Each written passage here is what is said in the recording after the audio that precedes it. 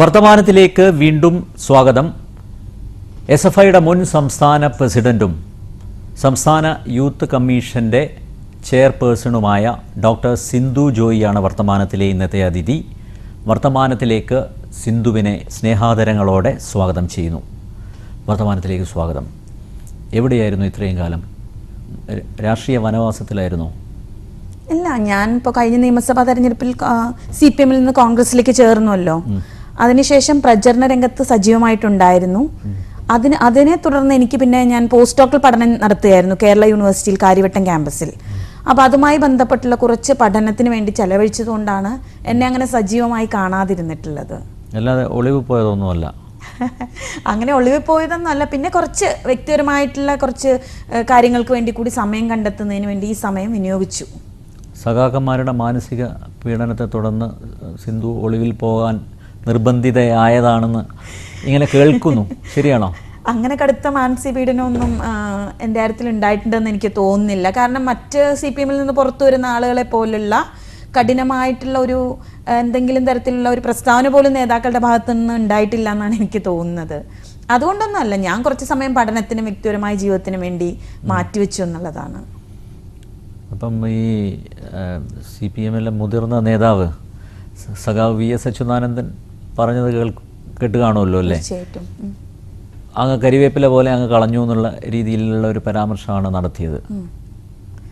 അദ്ദേഹം കറിവേപ്പില എന്നല്ല പറഞ്ഞിട്ടുള്ളത്. അത്തരം പദപ്രയോഗങ്ങൾ നമ്മളിവിടെ ഉപയോഗിക്കുന്നത് നല്ലതല്ലല്ലോ. അതുകൊണ്ട് നമ്മുടെ മാന്യതയൊക്കെ ചേർന്നതല്ല. തീർച്ചയായിട്ടും. അദ്ദേഹം എന്തുകൊണ്ടാണ് അങ്ങനെ പറഞ്ഞതെന്ന് എനിക്ക് മനസ്സിലാവുന്നില്ല. ഇനി വ്യക്തിപരമായി എന്തെങ്കിലും അദ്ദേഹത്തിന് എന്നോട് ബുദ്ധിമുട്ടുണ്ടോ എന്നോ എനിക്കറിയില്ല. പക്ഷെ നമുക്കത് വ്യക്തിപരമായിട്ടല്ല ഞാൻ അതിനെ കാണുന്നത്. പൊതുപ്രവർത്തന രംഗത്ത് നിൽക്കുന്ന സ്ത്രീകൾക്കെതിരെ ഒരിക്കലും ഉപയോഗിക്കാൻ പാടില്ലാത്ത പദപ്രയോഗങ്ങളാണ് അദ്ദേഹം നടത്തിയിട്ടുള്ളത്. ഇതിനു മുമ്പും അദ്ദേഹം ഇത് പറഞ്ഞിട്ടുണ്ട്. പൊതുവെ ഒരു പ്രതിപക്ഷ നേതാവ് എന്നുള്ള നിലയ്ക്ക് അദ്ദേഹം ഇങ്ങനെ പറയാൻ പാടില്ലാത്തതാണ്. കാരണം കേരളത്തിലെ മുഴുവൻ സ്ത്രീകളെയും ജനങ്ങളെല്ലാം സംരക്ഷിക്കേണ്ട, അല്ലെങ്കിൽ അവരുടെ പ്രശ്നങ്ങൾ ഉയർത്തിക്കൊണ്ടുവരേണ്ട ഒരു വ്യക്തിയാണല്ലോ അദ്ദേഹം. അപ്പൊ ആ നിലയ്ക്ക് അത് മാത്രമല്ല, അദ്ദേഹമാണ് ഏറ്റവും വലിയ സ്ത്രീ സംരക്ഷകൻ എന്നാണ് അദ്ദേഹം അവകാശപ്പെടുന്നു. അതെ, അദ്ദേഹം അവകാശപ്പെടുന്നുണ്ട്. പക്ഷെ അത്തരൊരു വ്യക്തിയിൽ നിന്ന് ചെറുതായി പോലും ഇത്തരം പരാമർശങ്ങൾ വരാൻ പാടില്ല. അതെ, വരാൻ പാടില്ല. അതുകൊണ്ട് തന്നെയാണല്ലോ കേരളത്തിലെ ജനങ്ങൾ ഒന്നടങ്കം പ്രതികരിച്ചത്. അതായത് CPM ഉൾപ്പെടെയുള്ള CPM ഉൾപ്പെടെ വനിതാ നേതാക്കൾ അദ്ദേഹത്തിനെതിരായി രംഗത്ത് വരുന്ന സാഹചര്യം പോലും ഉണ്ടായി. അതുകൊണ്ട് അത്തരം പദപ്രയോഗങ്ങൾ നമ്മൾ സ്ത്രീകൾക്കെതിരെ ആകുമ്പോൾ ഒഴിവാക്കുക തന്നെ വേണം. അതൊരിക്കലും ഉപയോഗിക്കാൻ പാടില്ല. അദ്ദേഹം ഇനുമ്പും പറഞ്ഞിട്ടുണ്ട് ലതിക സുഭാഷിനെതിരെയും ശ്രീമതി സോണിയാഗാന്ധിക്കെതിരെ, അങ്ങനെ എതിർപക്ഷത്ത് നിന്ന് പ്രവർത്തിക്കുന്ന സ്ത്രീകൾക്കെതിരെയൊക്കെ പറഞ്ഞിട്ടുണ്ട്. പക്ഷെ എനിക്ക് എൻ്റെ അനുഭവത്തിൽ തോന്നുന്നത് കേരളത്തിലെ പൊതുവെ സ്ത്രീകൾ അത്തരത്തിലുള്ള സ്ത്രീകൾക്കെതിരെ ഇത്തരം കാര്യങ്ങൾ ഉയർന്നു വരുമ്പോൾ സമൂഹത്തിന് ഒന്നടങ്കം തള്ളിക്കളയെന്നുള്ളതാണ്. സിന്ധുവിനെതിരെ ബോധപൂർവം നടത്തിയൊരു പരാമർശമായിട്ട് കാണുന്നുണ്ടോ അതിനെ? എന്തുകൊണ്ടാണ് അദ്ദേഹം ആ സമയത്ത് അത്തരത്തിലൊരു പരാമർശം നടത്തിയെന്ന് എനിക്ക് മനസ്സിലാവുന്നില്ല. ഒരുപക്ഷെ അദ്ദേഹം ആലോചിച്ചുറപ്പിച്ച് തന്നെ പറഞ്ഞതായിരിക്കാം ഇത്. കാരണം പിറവം നിയോജക മണ്ഡലത്തിൽ ഉപതെരഞ്ഞെടുപ്പ് നടക്കുന്ന സമയത്താണല്ലോ അദ്ദേഹം ഇത് പറഞ്ഞത്. അവിടെ അദ്ദേഹം ഇത് പറയുന്ന സാഹചര്യത്തിൽ CPM സംസ്ഥാന സെക്രട്ടറി പിണറായി വിജയനെ പോലുള്ള ആളുകളാണ് തെരഞ്ഞെടുപ്പിന് അവിടെ നേതൃത്വം കൊടുത്തിരുന്നത്. അപ്പോൾ അവിടെ വലിയ പ്രചരണമൊക്കെ CPM സംസ്ഥാന സെക്രട്ടറിയുടെ നേതൃത്വത്തിൽ നടന്നു വരുന്ന ഒരു വേളയിൽ അദ്ദേഹത്തിന് പൊളിക്കാൻ വേണ്ടിയുള്ള ബോധപൂർവം എന്നും കൂടെ എനിക്ക് തോന്നുന്നുണ്ട്. കാരണം ഉജ്ജ്വലമായ ഭൂരിപക്ഷത്തിലാണല്ലോ അനൂപ് വിജയിച്ചു വന്നത്. അപ്പോൾ ആ ഒരു സാഹചര്യം, പിന്നെ അവിടെ ഒരു നല്ല ഫൈറ്റ് നടക്കുന്ന ഒരു സാഹചര്യമായിരുന്നു. അവിടെ അനൂപ് ജയിക്കും എന്നുള്ളത് വളരെ വ്യക്തമായിട്ട് നമുക്കറിയാമായിരുന്നു. പക്ഷെ ഇത്തരത്തിലേക്ക് വലിയൊരു ഭൂരിപക്ഷത്തിലേക്ക് വരുന്നതിന് വേണ്ടിയിട്ട് അദ്ദേഹത്തിൻ്റെ ഈ വാക്കുകളും കൂടെ ഉപകരിച്ചിട്ടുണ്ടെന്ന് തോന്നുന്നു. കാരണം പൊതുവെ പിറവം മണ്ഡലത്തിൽ സ്ത്രീ വോട്ടർമാർ കൂടുതലാണ്. അതിൽ തന്നെ യുവജനങ്ങളായിട്ടുള്ള സ്ത്രീകൾ കൂടുതൽ വന്നിട്ടുണ്ട് വോട്ട് ചെയ്യുന്നതിൽ. അപ്പോൾ പ്രത്യേകിച്ച് സ്ത്രീകളുടെ ഒരു വലിയ ഒഴുക്ക് തന്നെ ഈ തെരഞ്ഞെടുപ്പിൽ ഉണ്ടായെന്ന് മാധ്യമങ്ങളാകെ റിപ്പോർട്ട് ചെയ്തതാണ്. സ്വാഭാവികമായിട്ടും ഇത് ബാധിച്ചിട്ടുണ്ടെന്ന് തന്നെയാണ് നമ്മൾ വിലയിരുത്തുന്നത്. സിന്ധു പാർട്ടിയിലുള്ള സമയത്ത് എങ്ങനെയായിരുന്നു VS അച്യുതാനന്ദൻ്റെ സമീപനം? എൻ്റെ ഒരു ഒബ്സർവേഷൻ ഞാൻ പറയാം. സിന്ധു സ്വാഭാവികമായിട്ടും ഔദ്യോഗിക പക്ഷത്തിൻ്റെ ഒരാൾ, പിണറായി വിജയൻ, MA ബേബി അതുപോലുള്ളവരുമായിട്ട് നല്ല അടുപ്പമുള്ള ഒരു വനിതാ നേതാവ്. അതിലുള്ള അസൂയ വല്ലതുമാണോ അദ്ദേഹം ഈ സമയത്ത് ഉപയോഗിച്ചത്? സ്വാഭാവികമായിട്ട് ഞാൻ SFIയുടെ സ്റ്റേറ്റ് പ്രസിഡന്റ് ഒക്കെ ആയിട്ട് പ്രവർത്തിച്ച ആളാണ്. അപ്പോൾ സംഘടനാ തലത്തിൽ നമ്മൾ കൂടുതൽ ഇടപഴകേണ്ടി വരുന്നത് പാർട്ടിയുടെ സെക്രട്ടറിയോടായിരിക്കും. പിന്നെ പൊതുവിൽ പിണറായി വിജയേട്ടന് വ്യക്തിപരമായിട്ട് തന്നെ എന്നോട് നല്ല സ്നേഹവും ഉണ്ടായിരുന്നു. ഒരു മകളെന്ന പോലുള്ള വാത്സല്യം അദ്ദേഹത്തിന് എന്നോട് ഉണ്ടായിരുന്നു. അപ്പം ഞാൻ സ്വാഭാവികമായിട്ട് എന്ത് കാര്യങ്ങൾ വരുമ്പോൾ അദ്ദേഹത്തെയാണ് സമീപിക്കുന്നത്. അദ്ദേഹത്തുമായിട്ട് നല്ല അടുപ്പവും ബന്ധം ഉണ്ടായിരുന്ന ഒരു വ്യക്തിയാണ്. അതൊക്കെ പക്ഷെ അതുകൊണ്ട് സഖാവ് VS എന്നോട് തീർപ്പ് വരേണ്ട കാര്യമൊന്നുമില്ല. എന്തെങ്കിലും തെറ്റിദ്ധാരണ ഉണ്ടായിരിക്കാം. ഒരുപക്ഷെ ഞാൻ എറണാകുളം തെരഞ്ഞെടുപ്പ് പാർലമെന്റിൽ മത്സരിച്ചല്ലോ, ആ സമയത്ത് അദ്ദേഹത്തിന്റെ യോഗങ്ങളെല്ലാം വെച്ചപ്പോൾ ഞാൻ അവിടെ എന്നെ കൊണ്ടുപോകുന്നൊരു സാഹചര്യം ഉണ്ടായിരുന്നു. നമ്മൾ സ്ഥാനാർത്ഥി മാത്രമാണല്ലോ, സ്ഥാനാർത്ഥിയെ കൊണ്ടുപോകേണ്ട ഇലക്ഷൻ്റെ ആളുകളാണ്, അപ്പോൾ അതിന് നേതൃത്വം കൊടുക്കുന്ന ആളുകളാണ്. അങ്ങനെ കൊണ്ടുപോകാത്ത സാഹചര്യം ഉണ്ടാവുകയും പിന്നെ അദ്ദേഹത്തിന് അത് തെറ്റിദ്ധരിപ്പിക്കുന്ന രീതിയിലെല്ലാം പറഞ്ഞു കൊടുത്തിട്ടുണ്ടെന്ന് തോന്നുന്നു. അതുകൊണ്ടായിരിക്കും ഒരുപക്ഷെ ഇങ്ങനെ പ്രതികരിച്ചിട്ടുള്ളത്. പിന്നെ തെരഞ്ഞെടുപ്പിന്റെ സമയത്ത് ഇത് കൂടാതെ തന്നെ അദ്ദേഹത്തിനെതിരെ മകനെതിരെയൊക്കെ ഒരുപാട് അഴിമതി ആരോപണങ്ങൾ ഉയർന്നു വന്നിട്ടുണ്ടായിരുന്നല്ലോ. അപ്പൊ സ്വാഭാവികമായിട്ട് മാധ്യമങ്ങൾ അത്തരം കാര്യങ്ങൾ ചർച്ച ചെയ്യേണ്ട ഒരു സമയത്ത് കൂടിയാണ് അദ്ദേഹം ഈ കാര്യം ഉയർത്തിക്കൊണ്ടുവന്നത്. അപ്പോൾ ശ്രദ്ധ തിരിച്ചു വിടുന്നതിന് വേണ്ടി പല കാര്യങ്ങളും യൂസ് ചെയ്തു. ഒപ്പം അവിടെ നേതൃത്വം കൊടുത്തിരുന്ന പാർട്ടി സെക്രട്ടറിക്ക് അടക്കം ഒരു എന്തെങ്കിലും കോട്ടം തട്ടട്ടെ എന്ന് വിചാരിച്ചുകൂടി ആയിരിക്കും അദ്ദേഹം ഇത് ചെയ്തിട്ടുണ്ടാവുക. SFI സംസ്ഥാന പ്രസിഡന്റായി തിരഞ്ഞെടുക്കപ്പെട്ട സമയത്താണ് സിന്ധു വർത്തമാനത്തിൽ പങ്കെടുത്തത്. എന്താണ് യഥാർത്ഥത്തിൽ പാർട്ടി വിടാൻ പ്രേരിപ്പിച്ച ഘടകം? അല്ല, ഞാൻ വളരെ പെട്ടെന്നെടുത്ത തീരുമാനമൊന്നും ആയിരുന്നില്ല CPM വിടണം എന്നുള്ളത്. അത് കുറേ ആലോചിച്ചതിന് ശേഷമാണ് അത്തരം തീരുമാനം എടുത്തത്. കാരണം SFIയുടെ സ്റ്റേറ്റ് പ്രസിഡന്റ് സ്ഥാനം ഒഴിഞ്ഞതിന് ശേഷം CPM ജില്ലാ കമ്മിറ്റിയിൽ ഉണ്ടെങ്കിൽ കൂടി നമുക്ക് നമ്മുടെ ഒരു കഴിവുകൾക്കനുസരിച്ചുള്ള ഒരു പ്രവർത്തന മേഖല കിട്ടുന്ന സാഹചര്യം ഉണ്ടായില്ല. പിന്നെ പലതരത്തിൽ ആശയപരമായിട്ടുള്ള ചില ഭിന്നിപ്പുകൾ ഈ അവസരത്തിൽ എനിക്ക് എൻ്റെ മനസ്സിൽ ഉയർന്നു വന്നിരുന്നു. അപ്പൊ അതിന്റെ എല്ലാം ഭാഗമായിട്ടാണ് വിയോജിപ്പ് എന്ന് പറഞ്ഞാൽ പൊതുവിൽ പിന്നെ ഈ ശ്രീ VS അച്യുതാനന്ദ നേതൃത്വത്തിലുള്ള ഗവൺമെന്റ് ഒട്ടേറെ കാര്യങ്ങൾ നടപ്പിലാക്കുന്നുള്ള പ്രതീക്ഷ ജനങ്ങൾക്കുണ്ടായിരുന്നു. പക്ഷെ അദ്ദേഹം ഒന്നും ചെയ്തില്ല. സ്ത്രീ വിഷയങ്ങൾ ഉൾപ്പെടെ ഉയർത്തിക്കൊണ്ടുവന്നിട്ടുള്ള ഒരു ആളായിരുന്നു അദ്ദേഹം. ആ വിഷയങ്ങളിൽ പോലും ഒരു നിലപാടെടുക്കാൻ കഴിഞ്ഞിട്ടില്ല. അങ്ങനെ ഗവൺമെന്റിന്റെ ഭാഗത്തുനിന്ന് തന്നെ പിന്നെ അതുപോലെ തന്നെ ഞങ്ങളൊക്കെ ഉൾപ്പെടുന്ന എറണാകുളം ജില്ലയിൽ സ്മാർട്ട് സിറ്റിയുടെ കാര്യങ്ങളൊക്കെ പ്രശ്നങ്ങൾ വന്നപ്പോഴൊന്നും അതിനൊരു യുവജനങ്ങൾക്കൊക്കെ ഒരു തൊഴിൽ മേഖല കൊടുക്കുന്ന കാര്യത്തിലൊക്കെ ഒന്നും അദ്ദേഹത്തിന്റെ മന്ത്രിസഭയ്ക്ക് ഒന്നും ചെയ്യാൻ കഴിഞ്ഞിട്ടില്ല എന്നുള്ള വസ്തുത. അതോടൊപ്പം മതപരമായിട്ടുള്ള ചില വിഷയങ്ങൾ CPM തെറ്റിദ്ധരുത്തൽ രേഖയുടെ ഭാഗമായിട്ട് ഉയർന്നു വന്നു. അപ്പൊ അങ്ങനെ ഒരു യോജിപ്പില്ലായ്മ എനിക്കുണ്ടായി. കാരണം ഞാനൊരു ക്രിസ്ത്യൻ മതവിശ്വാസിയായിട്ട് തുടരുകയായിരുന്നു. അപ്പോൾ എനിക്കങ്ങനെ ആ കർശനാക്കുമ്പോൾ ഞാൻ ജില്ലാ കമ്മിറ്റി അംഗം നിലയ്ക്ക് അത് ബാധിക്കുന്നുള്ളൊരു തോന്നലും ഉണ്ടായി. പൊതുവിൽ സ്വീകാര്യമായ ഒരു മതേതര ജനാധിപത്യ പാർട്ടി എന്ന നിലയ്ക്ക് കോൺഗ്രസ് ചേരണം എന്ന് ഞാൻ അങ്ങനെ ആലോചിച്ചുറപ്പിക്കുകയായിരുന്നു. ഒരു വർഷം കൊണ്ടെടുത്ത തീരുമാനമാണ്. അല്ല, ഈ വിശ്വാസികൾക്ക് ഒരു പരിരക്ഷ പാർട്ടിയിൽ നിന്ന് കിട്ടിയിരുന്നില്ലേ? അല്ല, അങ്ങനെ വിശ്വാസം സംബന്ധിച്ച് ഈ തെറ്റിരുത്തൽ രേഖയിലൂടെയാണല്ലോ കൂടുതൽ കാര്യങ്ങൾ പുറത്തു വന്നിട്ടുള്ളത്. അപ്പൊ അതിലിങ്ങനെ കർശനമായിട്ട് പാർട്ടിയുടെ അംഗങ്ങൾക്കോ അല്ലെങ്കിൽ പാർട്ടിയുടെ തന്നെ പിന്നെ അംഗങ്ങളുടെ കുടുംബാംഗങ്ങളും ഒക്കെ ഇത്തരം റിലീജിയസ് ആയിട്ടുള്ള ഇതിൽ നിന്നൊക്കെ വിട്ടു നിൽക്കണമെന്നോ അങ്ങനെ മറ്റു കാര്യങ്ങളൊക്കെ ചടങ്ങുകൾ, പള്ളികളിൽ പോകാൻ പാടില്ല, ക്ഷേത്രങ്ങളിൽ പോകാൻ പാടില്ല, അത് ഒഴിവാക്കണം എന്നുള്ളത് തന്നെയാണ് തെറ്റിരുത്തൽ രേഖ സൂചിപ്പിക്കുന്നത്. അപ്പൊ അത്തരത്തിലൊരു കാര്യം വന്നപ്പോൾ പിന്നെ എന്നാൽ അതിനോട് യോജിക്കാനായിട്ട് കഴിഞ്ഞില്ല. അതോടൊപ്പം തന്നെ ഒരുപാട് പല സഖാക്കന്മാരും പള്ളികളിലും പോകുന്നുണ്ട്, അമ്പലങ്ങളിലും പോകുന്നുണ്ട്. അതെ, പക്ഷെ ഞാൻ CPMന്റെ ജില്ലാ കമ്മിറ്റി മെമ്പറായിരുന്നല്ലോ. അപ്പൊ തെറ്റിരുത്തൽ രേഖ വരുമ്പോൾ നമ്മളത് അനുസരിക്കാൻ ബാധ്യസ്ഥരാണ്. ഒരു കാര്യം എഴുതി വെക്കുകയും അത് പ്രവർത്തിക്കാതിരിക്കുകയും ചെയ്യുന്നതിൽ അർത്ഥമില്ലല്ലോ. അല്ല, അത് പാർട്ടി വേദികളിൽ ഇതിനെതിരെ പ്രതികരിച്ചിരുന്നില്ലേ? അല്ല, ഞാനത് തെറ്റിരുത്തൽ രേഖയുടെ ഭാഗമായിട്ട് എല്ലാവരും ഇങ്ങനെ എഴുതി കൊടുക്കണം, നമുക്കുള്ള കാര്യങ്ങൾ കുറവുകളും ഇതൊക്കെ എഴുതി കൊടുക്കുന്ന സമയത്ത് ഈ കാര്യം ഞാൻ സൂചിപ്പിച്ചിരുന്നതാണ്. പിന്നെ എനിക്ക് അത് മാത്രമല്ല, അതൊരു കാരണം മാത്രമാണ്. അതോടൊപ്പം ഒരുപാട് വ്യക്തിപരമായ ചില പ്രശ്നങ്ങളുണ്ട്. ഒപ്പം കേരളത്തിന്റെ ഒരു വികസനം. മാനസികമായി പീഡിപ്പിച്ചോ? അങ്ങനെ മാനസികമായിട്ട് പീഡിപ്പിക്കുന്ന കാര്യം ഉണ്ടായില്ല.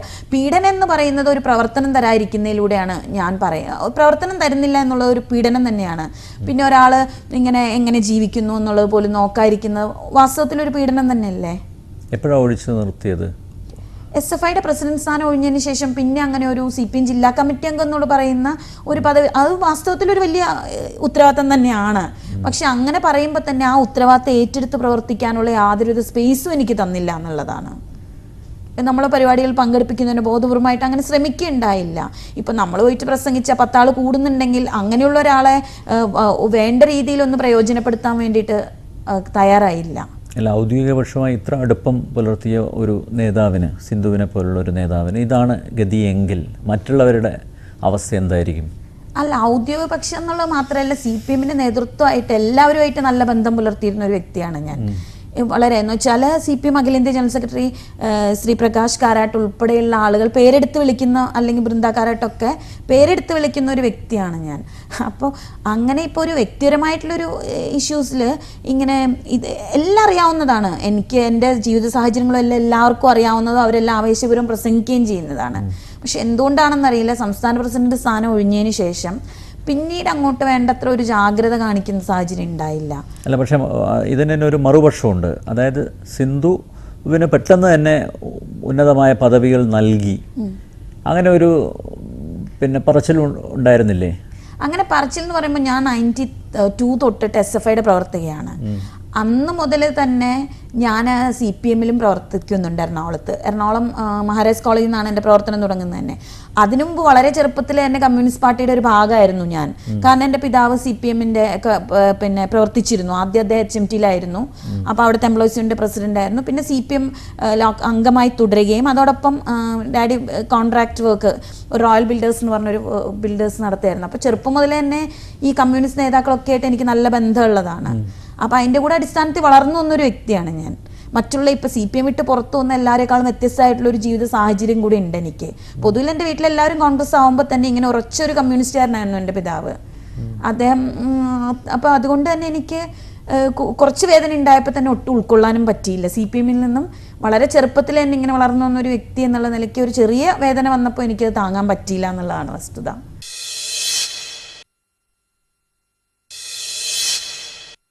ഈ പാർട്ടി വിടുന്നതിനെ കുറിച്ച് ആരുടെ അടുത്തെങ്കിലും കൂടിയാലോചന നടത്തിയിരുന്നു? ഇങ്ങനെ എനിക്ക് ചില സമ്മർദ്ദങ്ങളൊക്കെ അതിജീവിക്കാൻ പറ്റുന്നില്ല, ഇങ്ങനെയുള്ള അവഗണനകളൊക്കെ നേരിടുന്നു, അതുകൊണ്ട് ഞാൻ പാർട്ടി വിടുന്നതിനെക്കുറിച്ച് ഞാൻ ആലോചിക്കുകയാണ് എന്ന് ആരുടെ അടുത്തെങ്കിലും പറഞ്ഞിരുന്നോ? ചെറിയ തോതിലൊക്കെ ഞാൻ എൻ്റെ സുഹൃത്തുക്കളോടൊക്കെ സംസാരിച്ചിരുന്നു.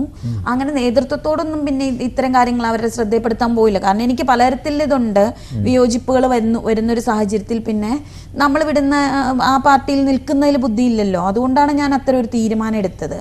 ഇടയ്ക്കൊക്കെ എല്ലാവർക്കും അറിയാം കാര്യങ്ങളൊക്കെ. പിന്നെ ഇങ്ങനെ പാർട്ടി വിട്ടു പോകുന്ന CPM ഒരിക്കലും പ്രതീക്ഷിച്ചിരുന്നില്ല എന്നാണ് എനിക്ക് തോന്നുന്നത്. തികച്ചും അപ്രതീക്ഷിതമായിട്ട് തന്നെയാണ് ഞാനത് ചെയ്തത്. പക്ഷെ ഞാൻ വളരെ മാന്യമായ രീതിയിൽ ഞാൻ പ്രവർത്തിച്ചിരുന്ന ഘടകത്തിൻ്റെ ജില്ലാ സെക്രട്ടറി ശ്രീ കടകംപള്ളി സുരേന്ദ്രൻ എടുത്തുകൊണ്ട് രാജി കൊടുത്തതിന് ശേഷമാണ് ഞാൻ മാധ്യമങ്ങളോട് ഇക്കാര്യം അറിയിച്ചിട്ടുള്ളത്. അല്ല, സിന്ധു പോകരുത് അങ്ങനെ ആരും അഭ്യർത്ഥിച്ചിരുന്നില്ലേ, പാർട്ടി വിട്ടു പോകരുത്? അല്ല, സ്വാഭാവികമായിട്ട് രാജിയൊക്കെ കൊടുക്കുന്ന സമയത്ത് ശ്രീ കടകംപള്ളി സുരേന്ദ്രൻ അങ്ങനെ അഭ്യർത്ഥിച്ചിരുന്നു. പിന്നെ അപ്പം തന്നെ വിജയേട്ടനെ പോയി കാണാം, നമുക്ക് പ്രശ്നങ്ങൾക്ക് പരിഹാരം ഉണ്ടാക്കാമെന്നൊക്കെ അദ്ദേഹം എന്നോട് പറഞ്ഞിരുന്നു. പക്ഷെ ഞാൻ പിന്നെ അത്തരം ഒരു ഉറച്ച തീരുമാനം എടുത്തിരുന്നു. പിന്നെ എനിക്കതിൽ നിന്ന് പിന്നോട്ട് പോകേണ്ട ഒരു സാഹചര്യം ഉണ്ടായില്ല. മാനസികമായിട്ട് ഞാൻ ഉറച്ച തീരുമാനം എടുത്തു പോയിരുന്നു. അതുകൊണ്ടാണ് അങ്ങനെ. കോൺഗ്രസിൽ നിന്ന് എന്തൊക്കെ മോഹന വാഗ്ദാനങ്ങളാണ് ലഭിച്ചത് ആ സമയത്ത്? കോൺഗ്രസിന് അങ്ങനെ പ്രത്യേകിച്ച് വാഗ്ദാനങ്ങളൊന്നും ഉണ്ടായിരുന്നില്ല. ഒരു വാഗ്ദാനം ഉണ്ടായിരുന്നില്ല, സത്യസന്ധമായിട്ട് ഞാൻ പറയാണ്. പ്രത്യേകിച്ച് ഒരു വാഗ്ദാനം ഉണ്ടായിരുന്നില്ല. അപ്പോൾ കോൺഗ്രസിൽ പ്രവർത്തിക്കണം എന്ന് തോന്നി. അല്ല, കോൺഗ്രസിലെ ശകുനികൾ വല്ലതും പ്രവർത്തിച്ചോ സിന്ധുവിനെ ഇങ്ങോട്ട് കൊണ്ടുവരാൻ?